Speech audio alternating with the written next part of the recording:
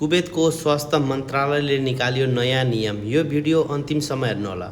अबदेखि कुनै पनि हस्पिटल, क्लिनिक, ल्याब अथवा डिस्पेन्सरी जाँदै हुनुहुन्छ भने क्यास पैसा बोकेर नजानुहोला है त।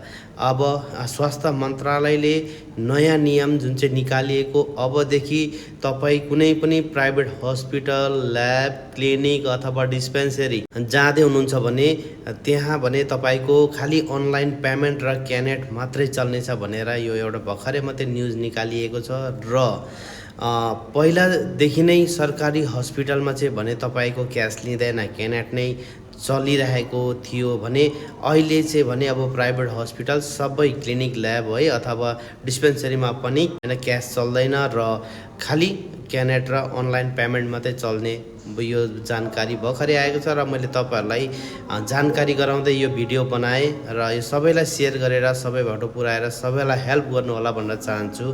क्यास पैसा बोकेर नजानु होला। क्यानेट अथवा कुनै पनि एटिएमहरू अनलाइन पेमेन्ट गर्ने सिस्टम के छ त्यही तरिकाले तपाईँहरू हस्पिटल जानु होला भन्न चाहन्छु है त। धन्यवाद। भिडियो सेयर गरिदिनु होला।